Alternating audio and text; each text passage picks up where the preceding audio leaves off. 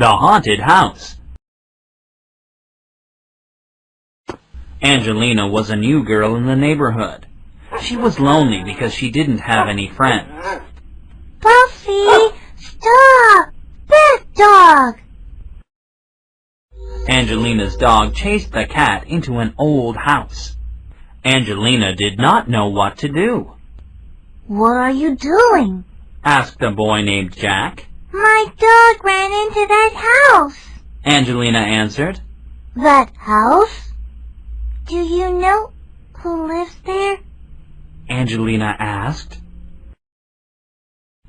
Nobody answered for a while.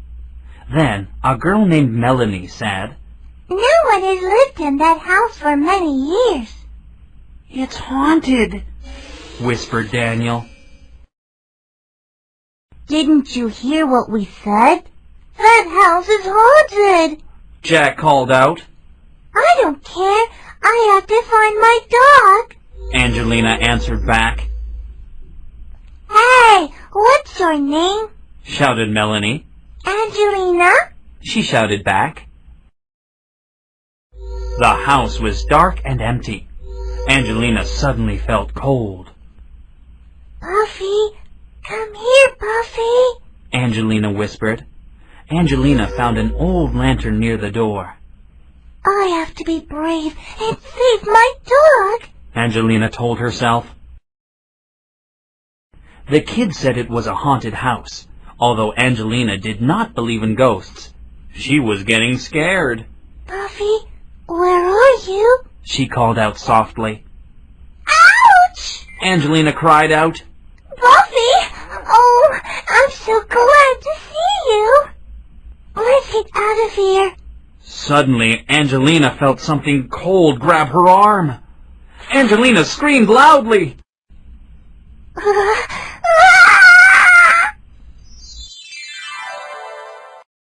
Did you hear that? Stuttered Daniel. We should have gone with her, cried Melanie.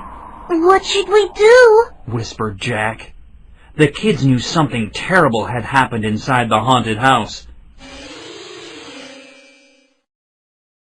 Angelina was lying on a blanket. What happened? She said aloud. There was a man sitting on a chair holding Buffy in his arms. Don't scream, the man said suddenly. The kids decided they must try to save Angelina. We should all go in together, Daniel said. What if we can't come back out? Moaned Jack. One of us should stay here just in case. No, I agree with Daniel.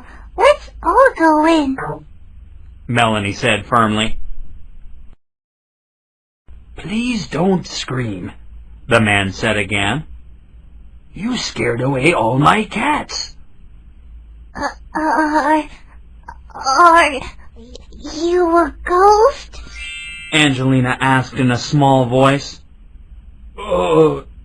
Yes, I am a ghost, the man answered.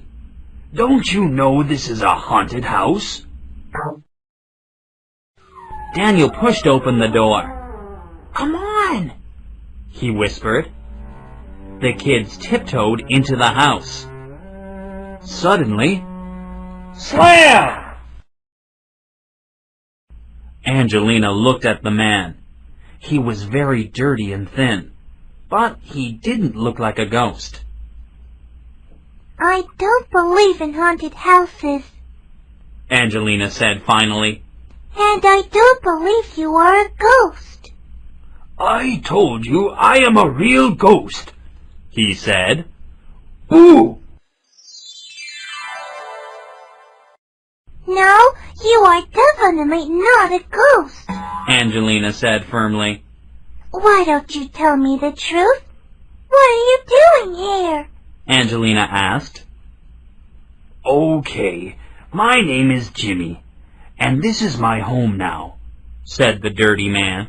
But why do you live in a place like this? Angelina looked around. I have nowhere else to go, Jimmy said sadly. After I lost my job, I had no place to live. I tried to find work, but no one wanted to hire me. One day, I was sitting on a bench when I saw a cat. The cat led me to this house. And I've been living here ever since, Jimmy said. There must be something you can do, Angelina said hopefully. But Jimmy shook his head sadly. A little kitten walked into the room. Well, I do love animals, Jimmy said. Oh, I think we have some visitors. Hello? Whispered Daniel. Come in, Jimmy answered with a loud voice. Where is she? Daniel stuttered. Who? The girl with the dog. Angelina. Melanie answered. Jimmy stopped petting the kitten and looked at the kids. Angelina? Yes, I know Angelina. She was a sweet girl. She really loved her dog, Jimmy told them. Where is she? Just tell us and we'll go, said Daniel. But you see, Angelina and her dog died 20 years ago, Jimmy said slowly and in a low voice. The three kids screamed and ran out of the house. That wasn't very nice, Jimmy, Angelina laughed. Well, those kids believe this house is haunted, so I gave them a good scare, chuckled Jimmy. Come on, Jimmy. Let's get out of here. Angelina told her parents what had happened. Of course, they were angry at her for not being more careful. But after they met Jimmy, they knew he wasn't a bad person. Soon, Jimmy found a job at a pet store. All the animals loved him, and he loved them. Daniel, Jack, and Melanie forgave Jimmy for playing a trick on them. They admired Angelina for being so brave. Soon, they all became close friends. And now they know that the old house wasn't haunted. Or was it? My new friend. Christy's family is moving. She is very sad. Christy does not want to leave her friends. Don't worry, honey. You'll make new friends, Mom said. You'll love the new house, too, said Dad.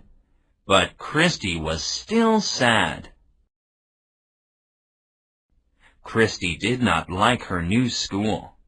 The kids did not speak to her. They did not play with her. Christy did not have any friends. What did you do at school today? Asked Dad. I'm sure there are many nice kids in your class, said Mom. Her parents were very worried. One day after school, Christy was walking home alone. She saw a little park. I am going to take a walk in that park, Christy said to herself. The next day, Christy was smiling. Can I play in the park after school? Christy asked cheerfully. With who, Christy? Asked Mom. With my new friend. Smiled Christy. Of course you can, Mom and Dad said happily. During lunchtime, Christy ate only half of her ham sandwich. All day long she was smiling. Christy could not wait for school to be over. She wanted to go to the park to see her new friend. Did you have fun in the park? Asked Dad. Oh, yes, Answered Christy. What's your friend's name? Asked Mom. Tammy. Christy giggled. On Saturday, Christy went to the park to see her new friend. Do you want some of my sandwich? No one at school wants to be my friend. You're the only friend I have, Hammy. Christy was helping her mom make dinner. Why don't you invite your friend for dinner? Mom asked. I think he's shy. Christy answered quickly. Christy, is your friend a boy? Mother said with a surprise. Excuse me, I have to get something from my room. What's going on? Asked Dad. Christy's new friend Hammy is a boy. Mom shouted. A boy? You mean Christy has a boyfriend? Shouted Dad. Christy's parents were worried once again. One day, there was a new girl in Christy's class. Class, this is Mina. Her family just moved here. Said Mrs. Peters. Mina, go and sit next to Christy.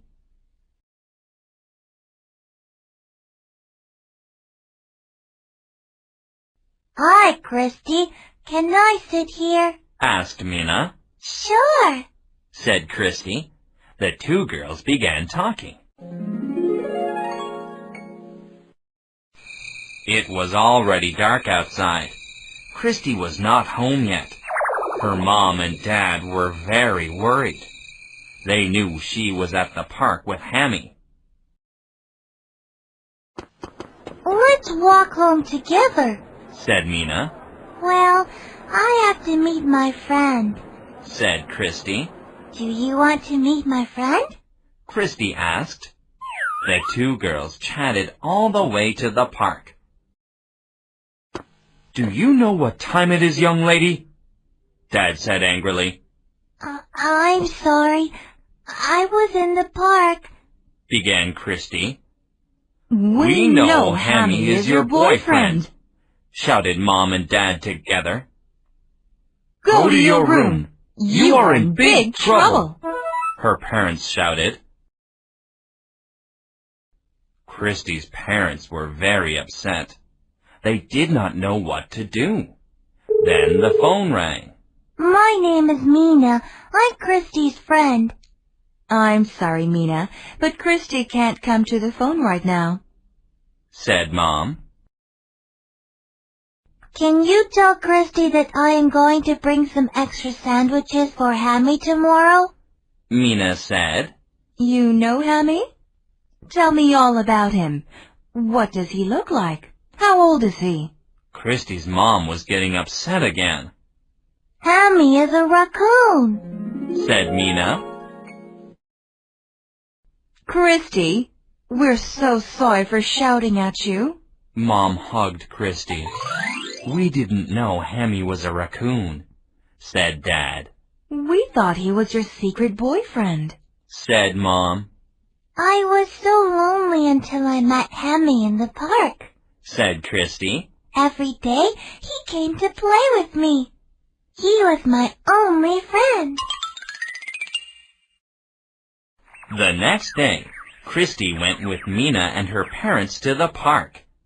Soon Hammy came to say hello to his friends. Mom, Dad, this is Hammy, my old friend. Christy said. And this is Mina, my new friend.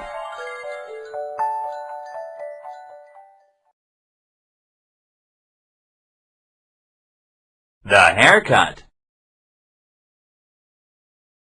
Amy looked in the mirror. She needed a haircut. Her bangs covered her eyes. Amy was going to meet her friends in 1 hour. They were going to watch a movie. The more Amy looked at her hair, the more she wanted to cut it. Then Amy got an idea. I know what I'll do. Amy said aloud. I'll cut it myself. After all, how hard can it be? First, Amy took some scissors out of the drawer. Next, she wet her hair. Then Amy combed her bangs straight. She began to cut. Snip, snip, snip. Amy opened her right eye. It was looking good so far. Amy continued to cut the rest of her bangs. Snip, snip, snip. Amy stood back and looked at herself. She noticed a few strands weren't even. So, she placed her left hand on her forehead and pushed the hair down. Snip, snip, snip! Amy let go of her left hand. Her bangs sprang up. Amy screamed. Amy's bangs were much higher than her eyebrows now. She looked quite ridiculous. Amy looked at her watch.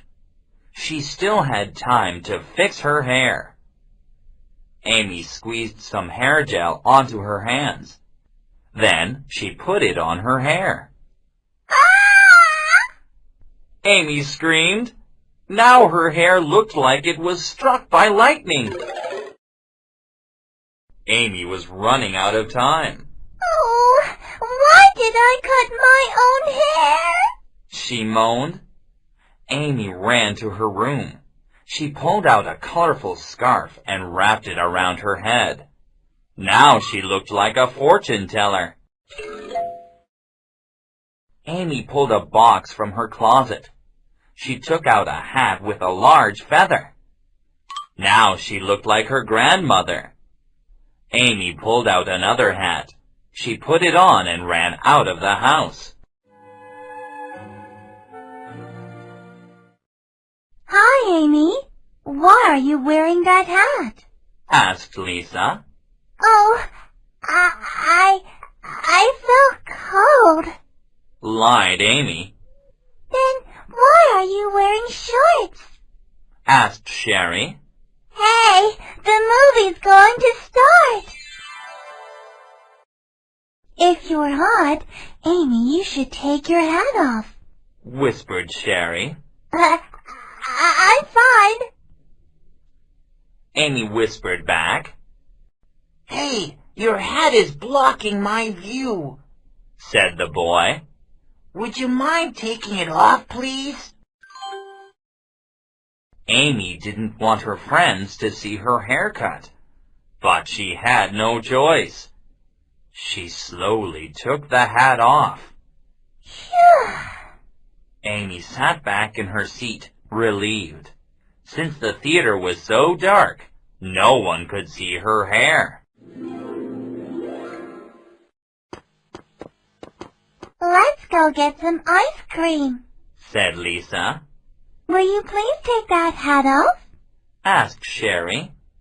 Amy pulled her hat tighter over her head. The last one to the ice cream shop is a rotten egg. Lisa and Sherry shrugged their shoulders and ran after Amy. Hello, girls. Lovely day, isn't it? Called out Mrs. James. Hello, Mrs. James. Hello, Oscar. Oscar was so happy to see the girls. The girls bent down to pet him. Oscar began to sniff Amy's hat. No, Oscar. Good doggy. Stop it, Oscar. Amy dropped her ice cream. Oh, my ice cream!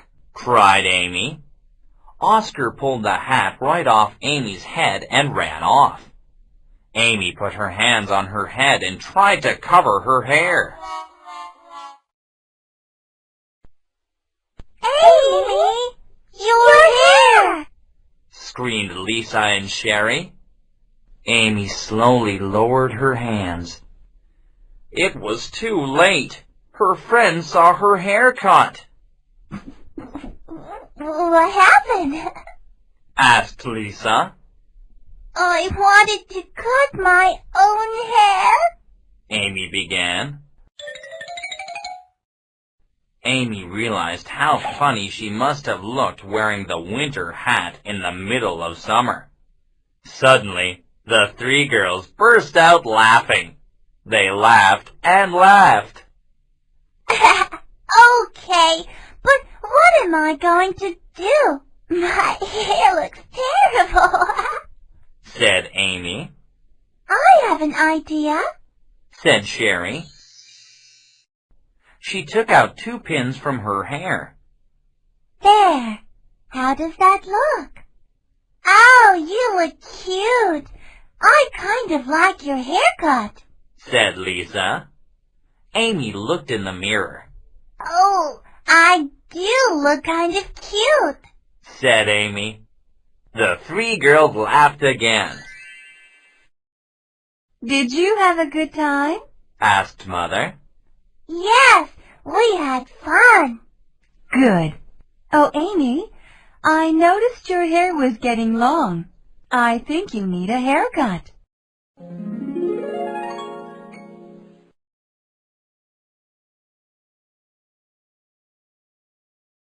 Lisa's wish. Lisa, we need to leave, shouted Mom. I'm coming, said Lisa. I just finished my picture. Look at my picture, shouted Lisa. Oh, that's very nice, said Mom. Is that you on the horse? No, answered Lisa sadly. I don't know how to ride a horse. This is the Princess Sunapee and the Eagle King, said Lisa. It is a nice picture, said the grandmother. It's also time to teach her to ride. Mom, Lisa is too young to ride a horse, said Mom to Grandma. Wow, what a day, said Dad. I'm exhausted. I'm tired too, said Frank. I guess it must be all the swimming in baseball. I can't wait to go to bed so I can put my eagle feather under my pillow, said Lisa. I know it'll work just as good as a tooth. Having a missing tooth feels strange, said Lisa. You get used to it, said Frank. And the big ones in back feel the strangest.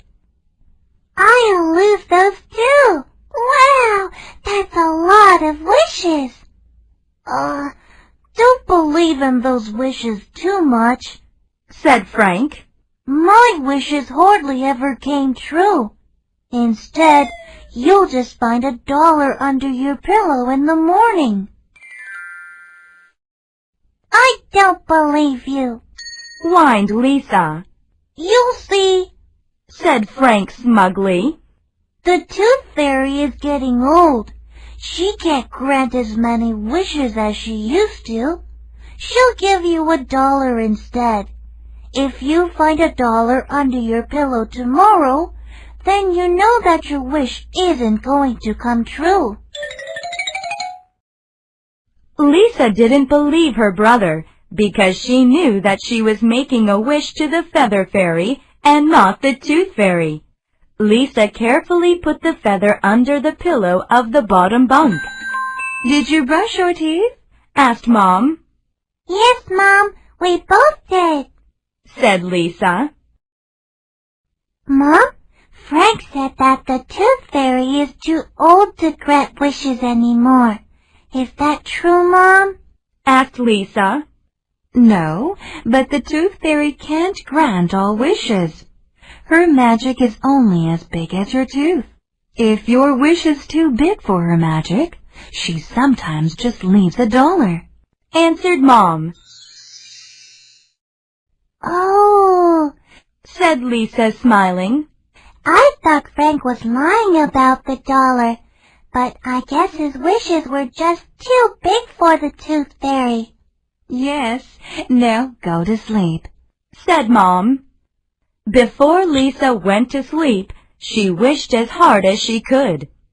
Please, Feather Fairy, let me learn how to ride a horse tomorrow. Get up, sleepyhead, said Frank. Did the Feather Fairy grant you your wish, or did she just leave you $1? Continued Frank.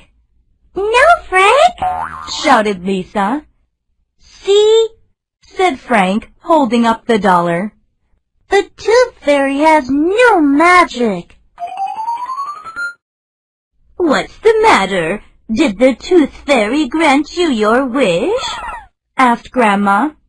No, not really.